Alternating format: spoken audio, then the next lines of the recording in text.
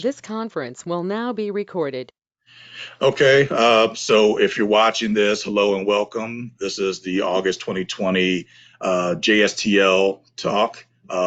Nicole Gaehle is going to give us a presentation on an intro to ServiceNow, and we just covered housekeeping, so we're done with that. And with that, Nicole, I'm going to turn things over to you. Nicole Gaehle, everyone. Yeah, give me just a second. Oh, yeah, take your time. I'm using Apple, so I have to go take care of my privacy stuff real quick. No worries at all. There we go. Should do it.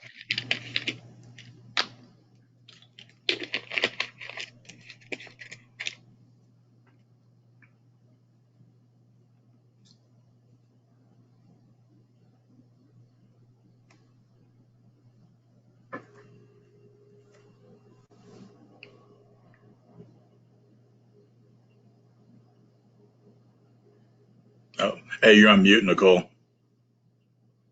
All right, thank you. There we go. Let's see, it is. Yeah, you might have to redo it. Okay. Brian. Yeah. Yep. Mac computers are different, man. Let's see here. I'm gonna excuse you, but it may boot you. So if it does, just rejoin. I'm not. Let's see. You're still here. Cool. All right, let me make you the presenter again. All right, let me know if that did it for you.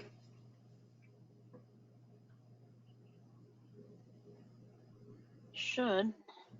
Let's see.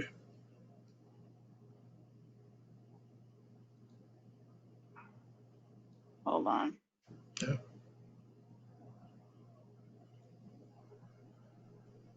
Should have done this in advance. No, we like to live on the wild side. There we go. All right, main screen.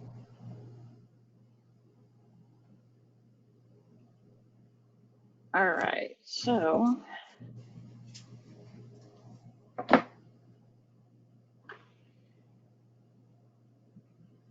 come on. Here we go.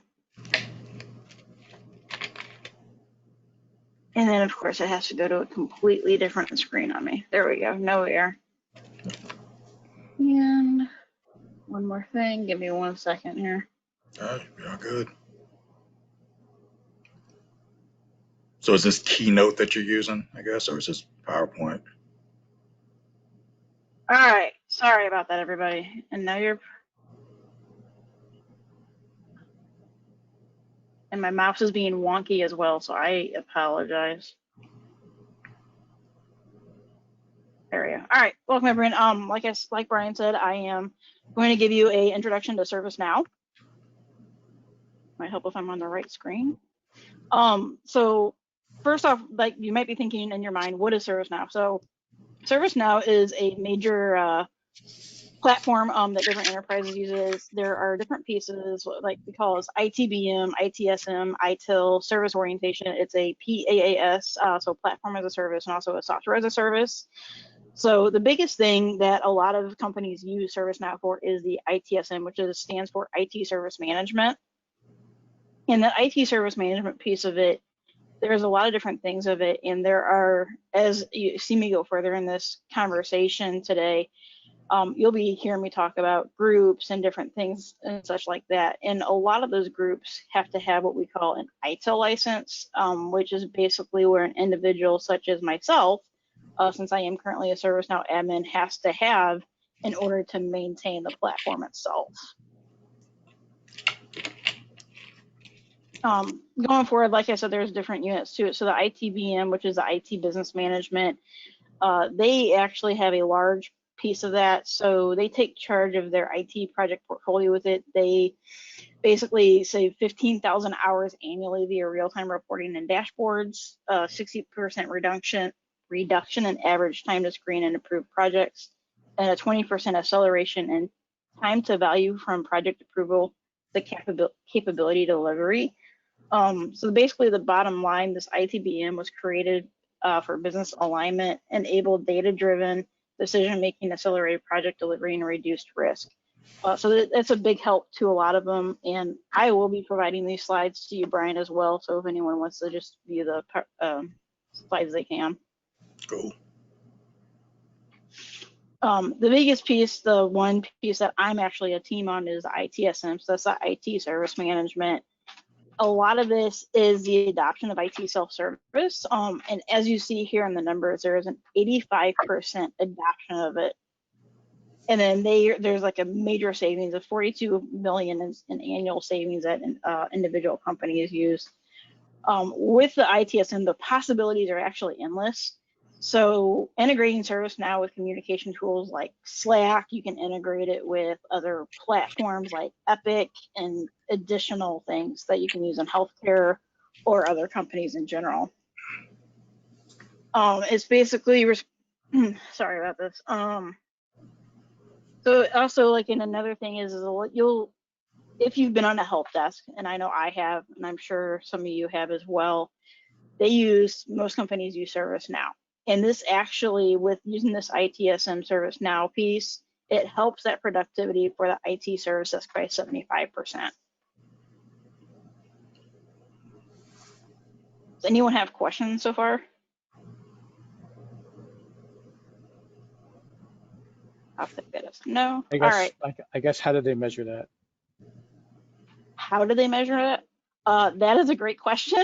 I don't have a direct answer. I would have to look on the ServiceNow side on how they measure that piece. I would imagine it's probably measured based on surveys that they provide out to their top companies. Fair enough. Right. And then going forward, like you may think, who use ServiceNow? So this next slide gives you basically an overview of what companies we have, but I kind of want to get you guys a little more interactive with this. So I'm going to pull up this particular website. Oh, I already had it up.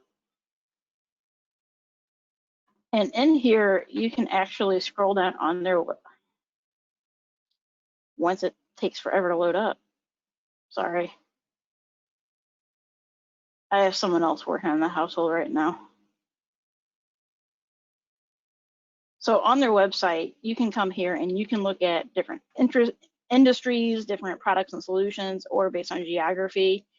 One thing I didn't realize, and I know someone on this call that works with Magellan Health, I did not realize Magellan Health use ServiceNow. Does anyone have a company that they would like to know if they use ServiceNow, or if you want to look at a particular industry?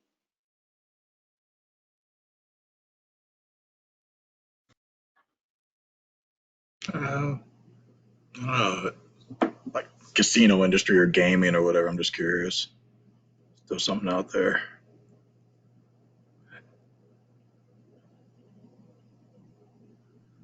So that might be under on education. So like if you look at consumer goods, I'll take a look at education here in a second, Brian. So you have like Craft Brewer Alliance, Overstock, General Mills. I didn't know General Mills was part of it. So we'll take a look at education for you. So here you can scroll down in education.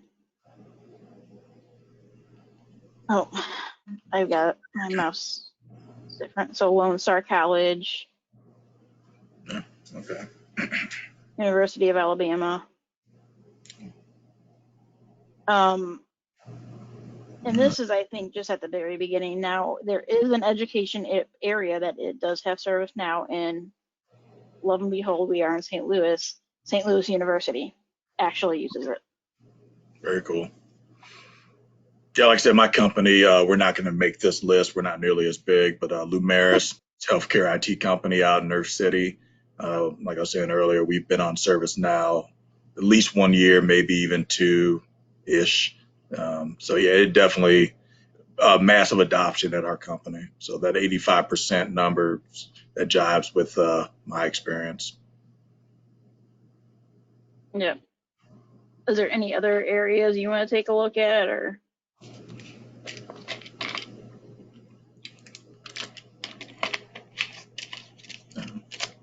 Nope. You may have a night. It might go pretty quick tonight. Matt, did you have a question? I was just curious, can you narrow it down to St. Louis? Oh yeah, geography. There you go.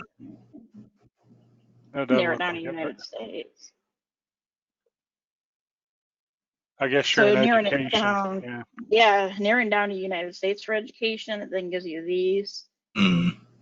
I would imagine it's giving you all of them. I'm surprised St. Louis University is not on this. Well, is it pretty new? It could be.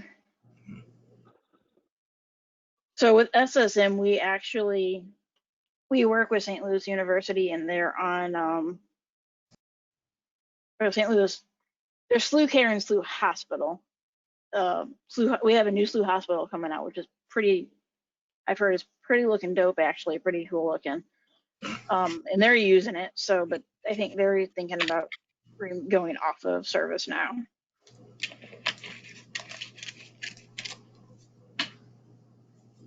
So yeah, there's a lot of companies out there that use it. If you look at technology, you got Automatic Flex. And this is just United States. If you actually broaden this out to everywhere, it's probably going to be even more massive.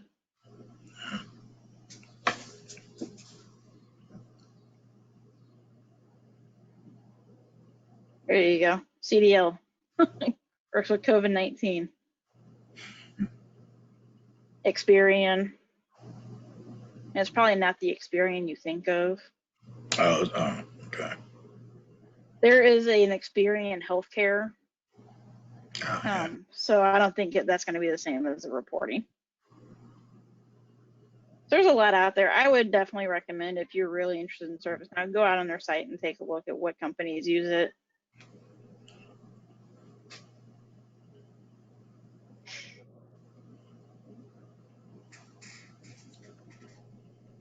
All right, so now I'm going to actually dive into more of what can be done in ServiceNow.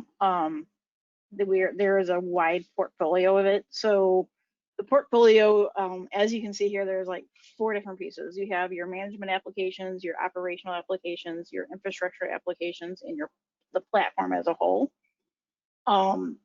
Each company is going to use it a little bit differently. The most common one is that incident piece. But before I touch on that, I just want to kind of also bring up this piece for the config CMDB.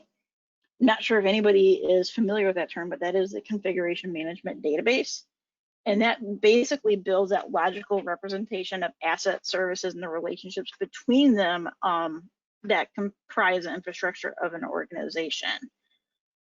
And part of that, actually, what it does is actually gives you, like, you look at, say, a hospital, for instance, is going to look at all that equipment in that hospital. So if something goes wrong with it, it can be reported in the ServiceNow and in ServiceNow as an incident, so we can actually figure out what's going on with it so it can get fixed. The second piece, like I said, is the incident, and that incident piece, it actually supports in the following ways. Incidents, you can log the incidents by sending email. Secondly, you can, I am losing track of where my stuff is here, sorry. Second, can be classified as impact and urgency to prioritize work, assigning the appropriate groups for quick resolution. So like I said, with those groups, some groups, they have to have an ITIL license in order to manage that data within ServiceNow. The fourth piece is that you can escalate as necessary for further investigation. You can also resolve the incident and notify the user of who logged it. You can use reports to monitor, track, and analyze service levels and improvement. And the incident piece as well, what it also does is you can put what they call an SLA on it. It's a service level agreement. So that service level agreement is basically allowing the system to track like where you're at in your progress. So if you take a ticket and you assign it to yourself, as soon as you assign it, that SLA is still tracking. You have to get it out of that assign mode, out of that SLA in order for that to pause. So there is a possibility to go over that SLA where you're not adhering to it. And most companies, like my when I worked at Panera, if you didn't meet their SLA, they were not very happy with you. So it's a very learning curve. Some companies are not real big on it. Some companies are. So it really is based on your company itself. There is a 3-step process to this, which is the incident identification, incident logging, and incident response. I'm going to pause for a second. Does anyone have questions related to the incident piece for our CMDB? Yeah, I don't have a question, just a comment. Yeah, so my usage of ServiceNow is primarily incidents, not all the time, but if I'm in ServiceNow doing something, I'm either creating an incident or sometimes a change. And the SLA, that's interesting. The way my team uses it, we're not sticklers on the SLA, especially for the tickets that we just kind of create for ourselves, and we're just using it for visibility. But it does kind of irk me, because I see the clock running, right? Like I'll create a ticket and you see, like time worked, it's, 1 minute, 3 minutes, whatever.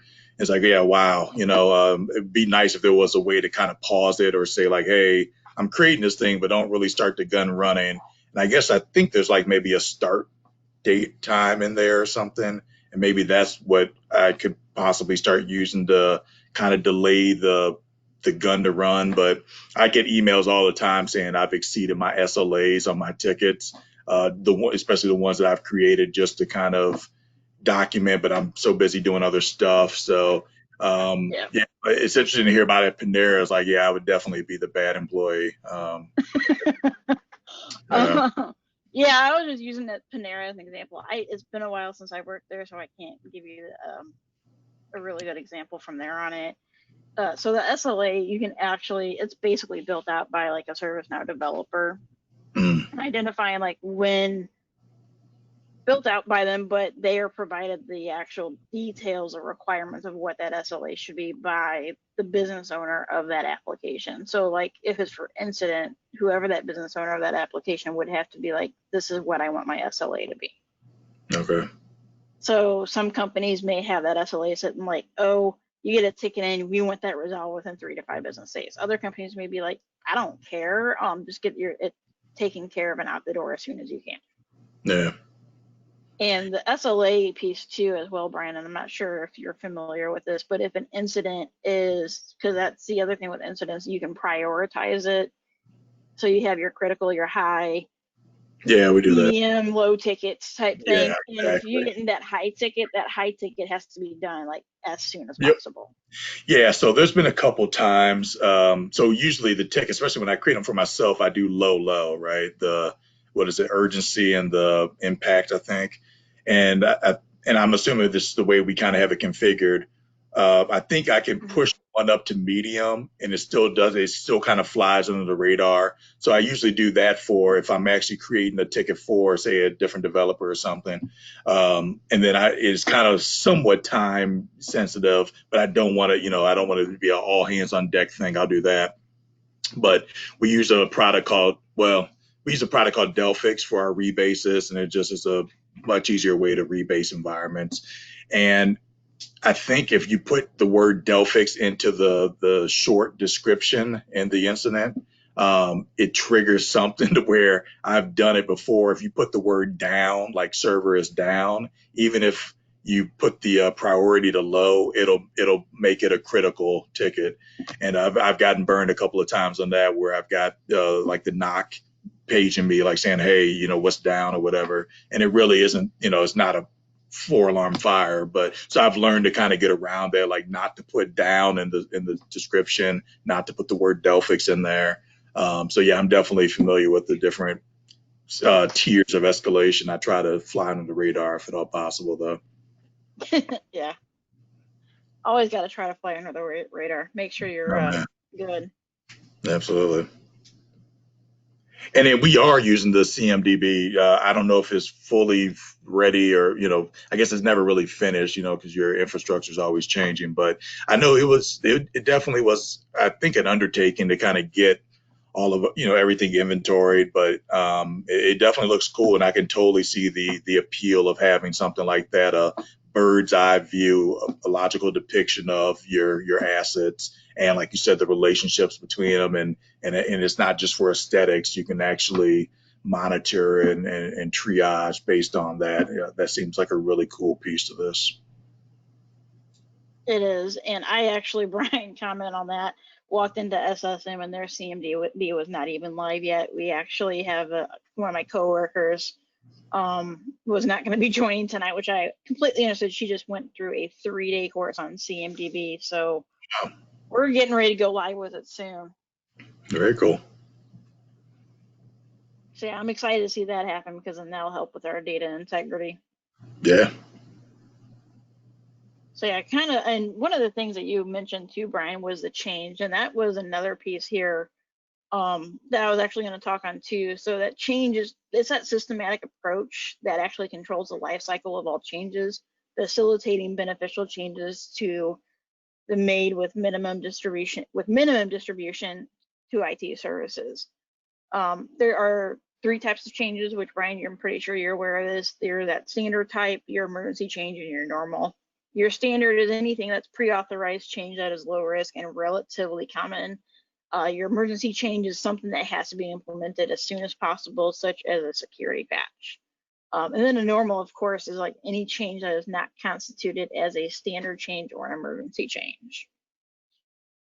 And then also keep in mind, like change and incident, these are different modules within ServiceNow, and each company may have them set up a little bit differently.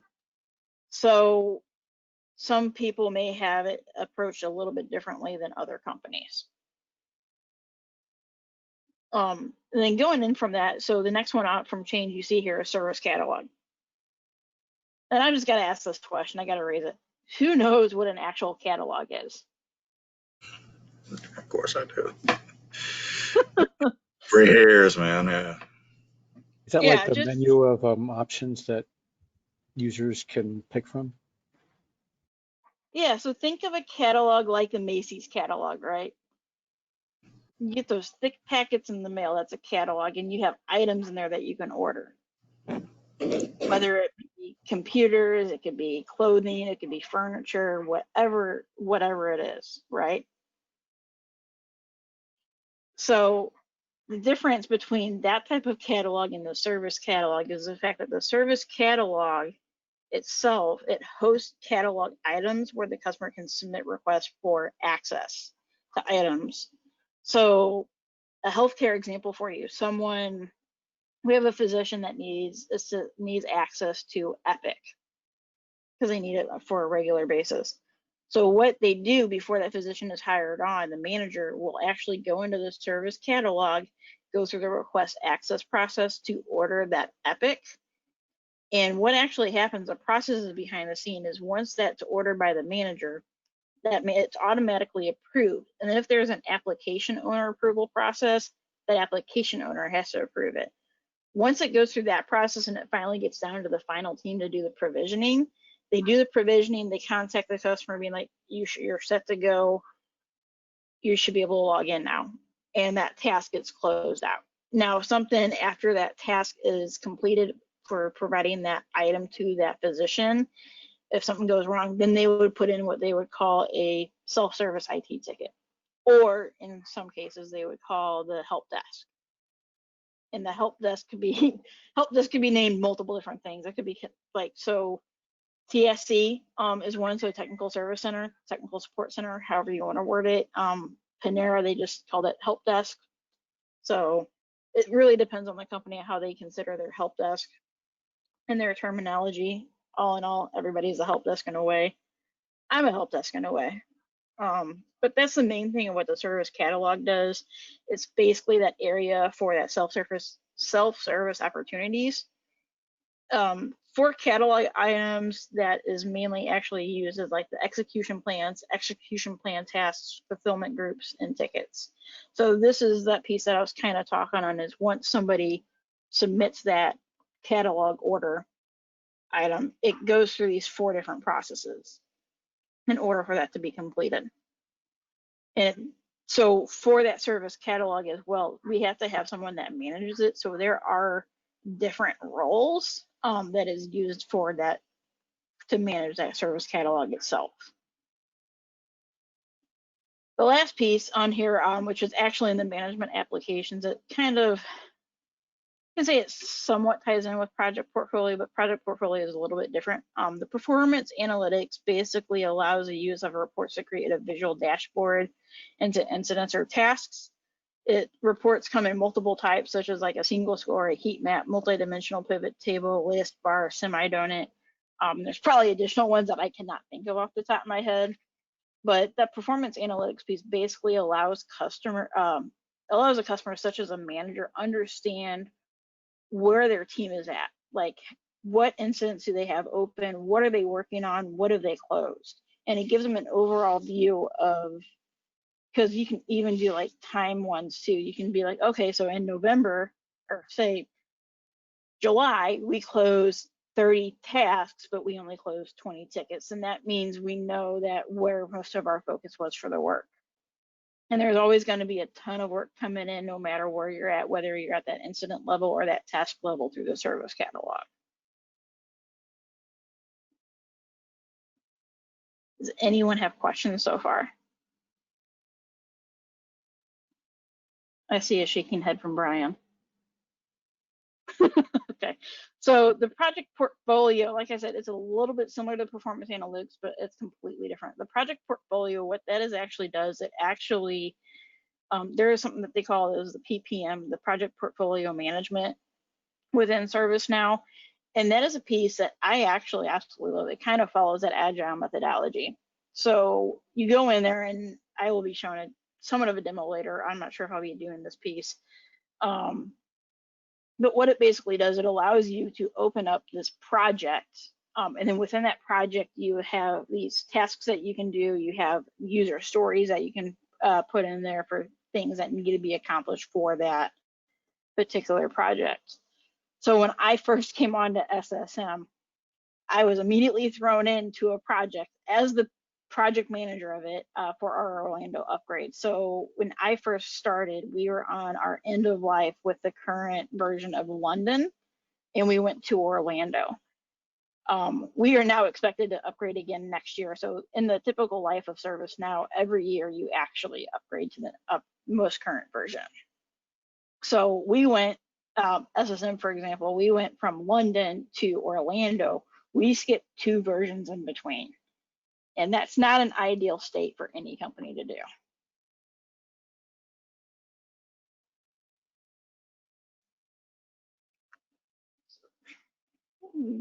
Going on from there. So a lot of you might be thinking, what technology does ServiceNow actually use? So ServiceNow does have a relational database. They basically use the Oracle or what you call a Microsoft SQL Server. The programming is actually, you have 2 types of programming within ServiceNow. You have your declarative, I'm saying that right, and your programmatic. So your declarative is the easy low code or no code type of programming. ServiceNow Express uses all declarative programming. Now your programmatic, referred to as a generic scripting, but it's mostly in JavaScript. That is actually the branches to the other types of items. So like I said, JavaScript's the main programming language used in ServiceNow. It also uses AngularJS using the service portal and other places. So service portal is the landing page for your service catalog. The ServiceNow also uses your jQuery, Node.js, and Bootstrap. ECMA scripts, so scripting libraries used at times. The HTML and CSS typically used throughout ServiceNow and the service portal. And at the beginning of the call, Brian, I asked about you if you guys knew about Jelly or not. So Apache Jelly is using our UI pages being replaced by AngularJS. So it's a little new. Some of my ServiceNow developers are not too familiar with Jelly, and they're always wanting to do something different with it. When you say AngularJS, do you mean Angular 1? No, Angular JavaScript, basically. Okay. Well, to Well, clarify, at least that's my understanding of it. So yeah, to clarify, Angular 1 and Angular 2 and greater are 2 different beasts. So that's why I was curious if you knew what version of Angular they were using. Yeah, and that's definitely a great question, Matt. I don't know that specific answer. When I was doing the research on it, like I said, I know a lot of this, but I was also wanting to make sure I had more details for you guys as a group. And what I had found, they just said AngularJS. They didn't say anything specifics of Angular 1 or Angular 2. Okay. Yeah. And then another piece that they actually used too, Matt, was called Groovy. I'm not sure if you're familiar with it. Yeah, groovy. I am familiar. You are? Oh, wow. Okay. Yeah, they basically, I'm not 100% sure if they've removed it or not, but they're using it in event management. They said it may be replaced. It might be replaced now, but I'm not 100% sure on that one. Yeah, we use groovy with Jenkins.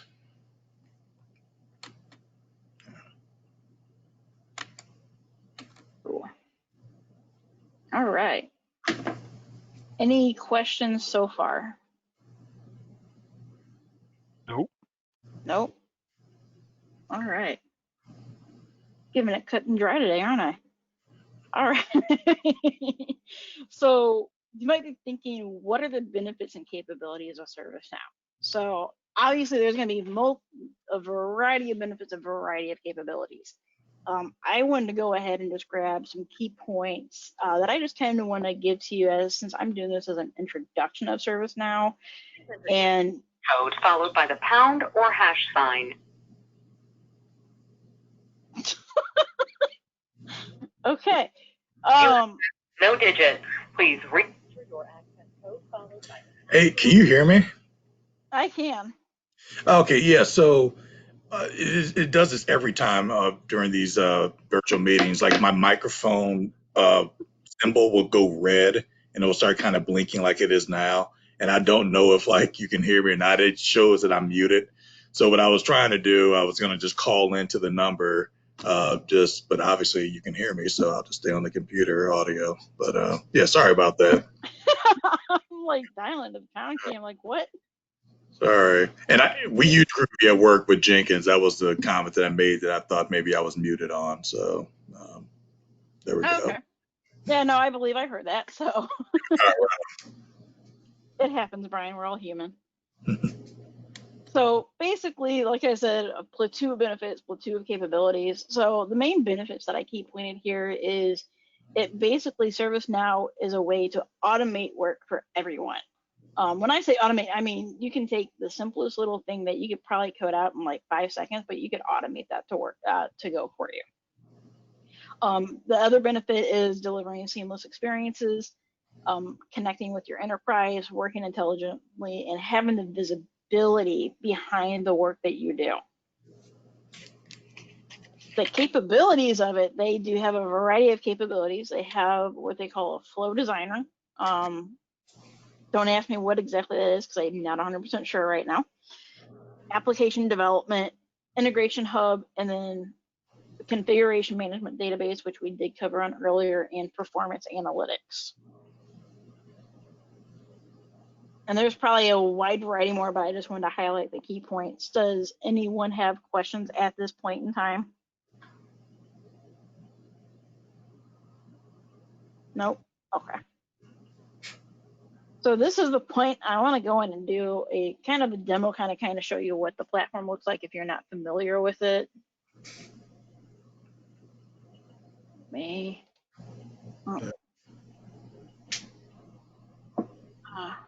Now my screen's gonna be goofy on me. Okay, maybe we'll get to that in a minute.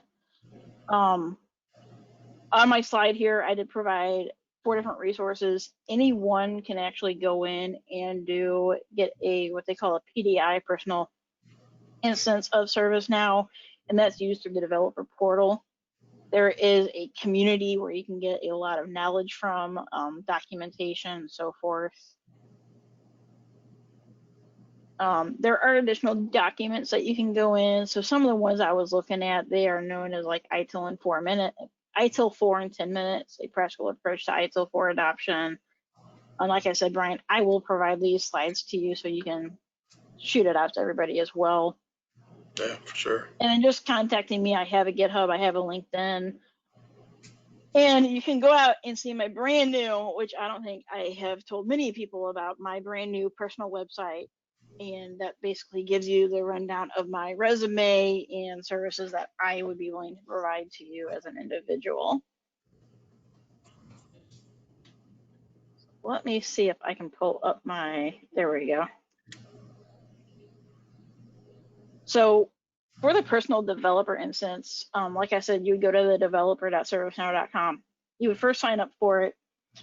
And when you get your PDI, you basically, it says remaining activity of 10 days right here. So if you don't get in there within 10 days, everything you've done in your personal instance, like, comploops. It goes away. You have to redo everything, unfortunately. Is there any way to extend it, or is it just, nope, you got 10 days and that's it? You just go in there like every 5 days, log into it, do something. Okay. Even if it's just clicking around. Right on. That's how I've managed to keep mine active. Yeah. So, and the other cool thing about this too is, like, this is my dashboard. So I can go in here, I could build my first application. As you see, I've gotten 39% complete. And there's a variety of things that you can do along with your PDI. So I'm gonna go ahead and I think I already actually have it open. I do. Oh, I gotta re-log in. So when you first open it up, you have to log in. It's always admin as your username, and then it goes from there. So a few things, and Brian, I know you're familiar with this. If there's anything you want me to point out, feel free to let me know.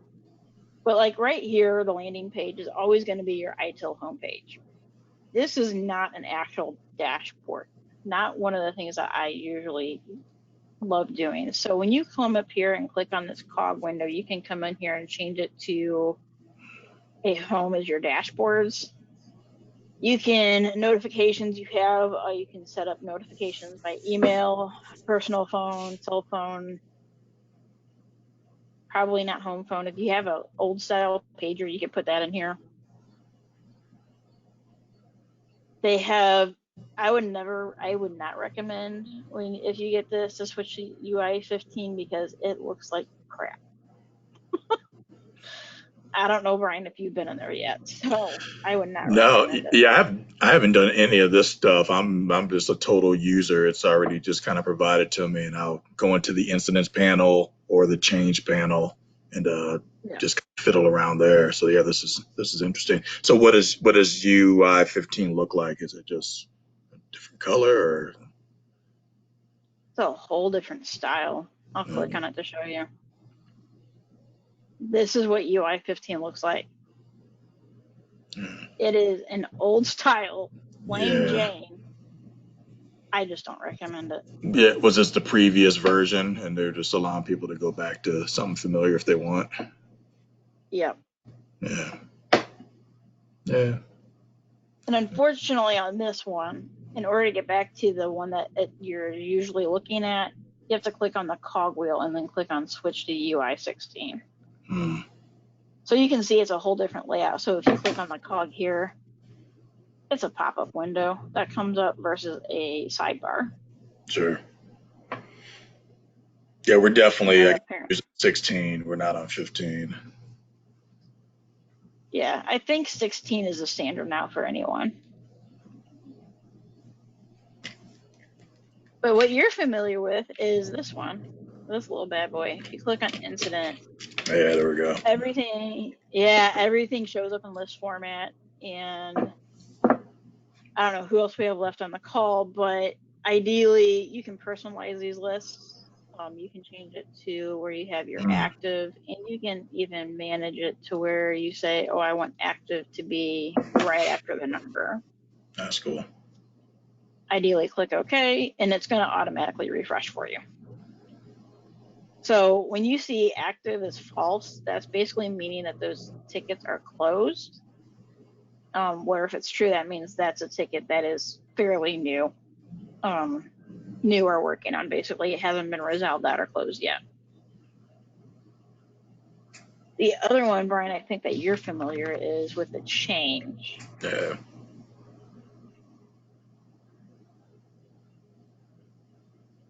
So when you want to switch basically, I know Brian's familiar, and I don't know, we don't have much people left on the call, but basically, when you went to change to a different module, you can just come up here to this filter navigator and type in what you want to go to.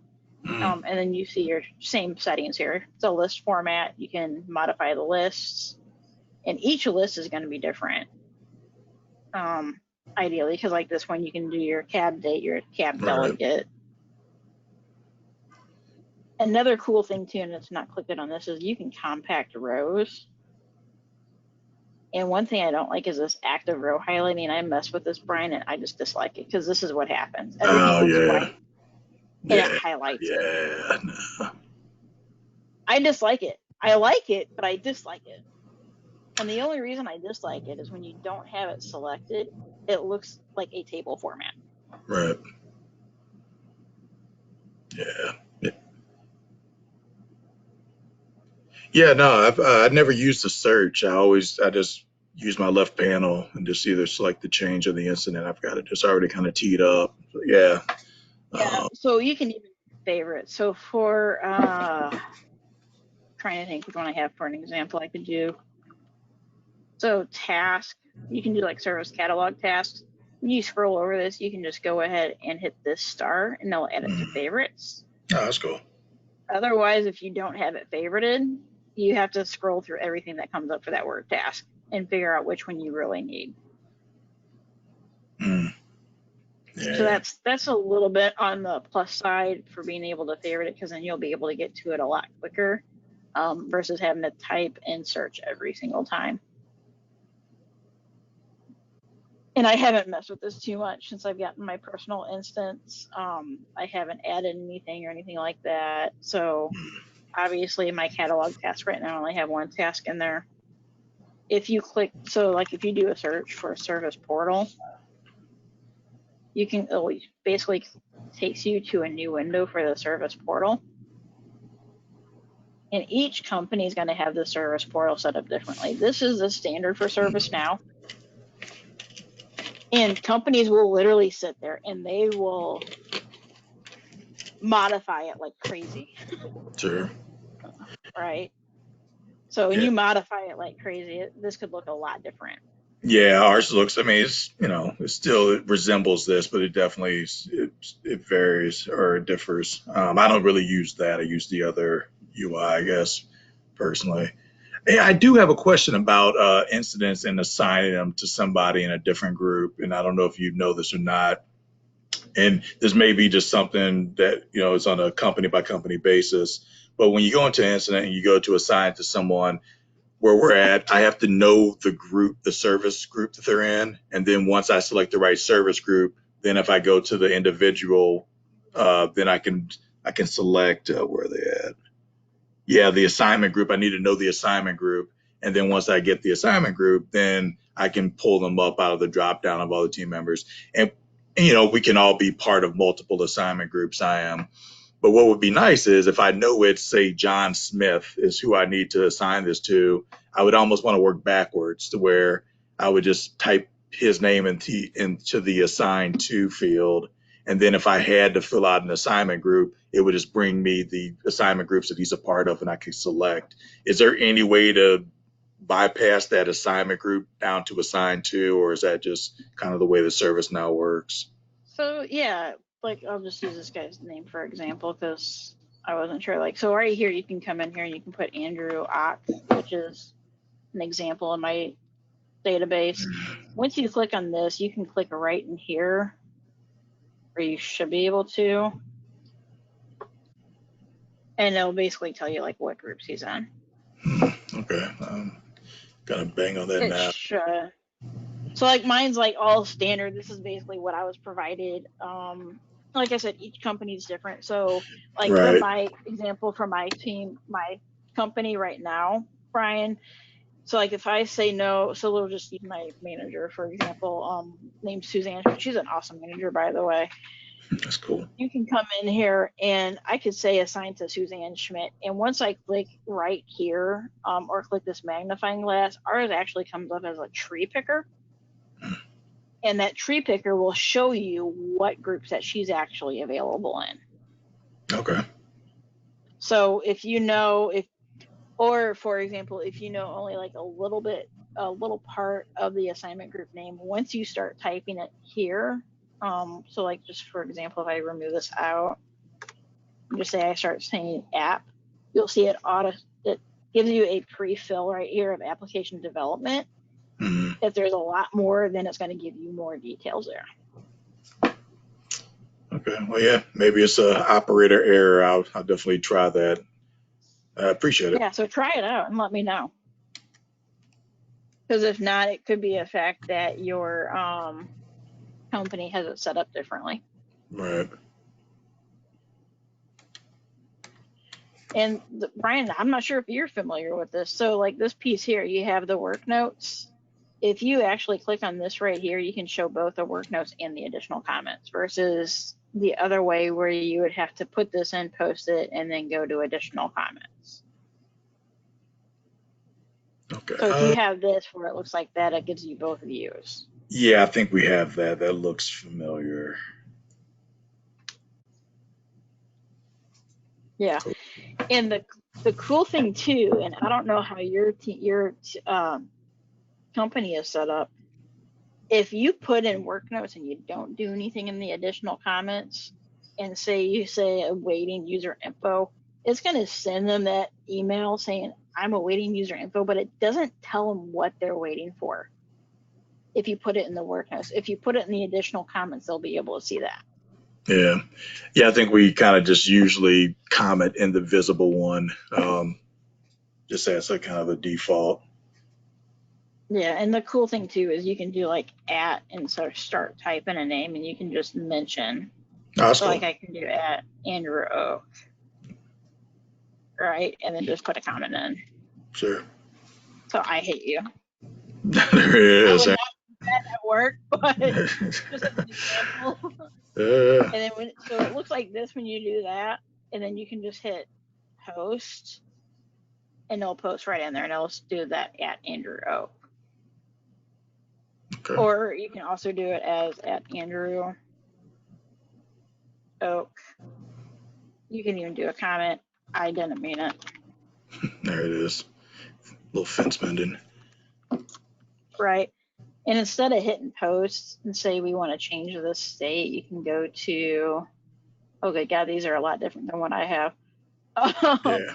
You can go to in progress, and you can either hit update here. Some companies have the word save. Yeah, we've got both up. You never want to delete them though. That is one thing you don't want to do.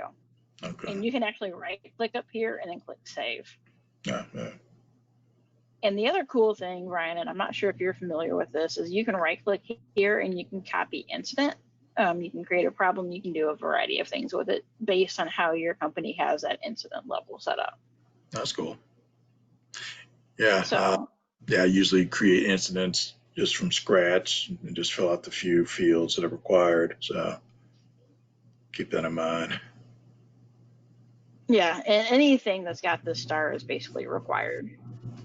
Right. A required field.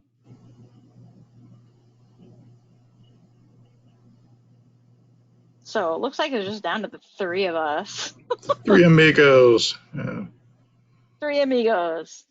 Yeah, 8 o'clock seems to be kind of the turning point for a lot of people on these. I've been noticing that since we've gone virtual, you know. Yeah, and it's Yeah. cool. That's why I was trying to keep it dry tonight. So. No, yeah, this is helpful. Yeah, definitely. So Brian, I'll definitely be down for doing like a part 2, doing more of a deep dive into this piece itself. Yeah. Starting off just being like quick overview. I gave you a high overview like however many weeks ago, and then dive into doing something in here. Yeah, that'd be cool. Yeah, like ServiceNow is definitely the adoption is increasing. So I can attest it's everywhere at my company. So. Yeah, I haven't run across it yet, so it's good. Yep. It's coming your way, man. Like the Blob, man, or the Fog, or something from a horror flick. Oh yeah. Hey, Nicole, you may not know this. Do you know of any of the other major competitors of ServiceNow? Um, I And was I'm guess it sure. wondering really if it was depends on like how you want to Remedy. do it. What's that? But Matt, I was wondering if it was like Remedy. I We mean, used Remedy Remedy at might be. Charter. okay. IT Remedy ticketing might be. system, and they were growing bigger and bigger and bigger. So All right. There Eh, is something called Team Dynamics that I've heard Okay. of. And so like when I mentioned earlier with SLU is they are using ServiceNow. They are looking to go off it, and the platform that they're looking to go to is called Team Dynamics. Okay. Right on. And I think I'm not 100% sure, but I think they're saying it's more user friendly than ServiceNow. But I think ServiceNow has the aspects of what anybody could do. Yeah.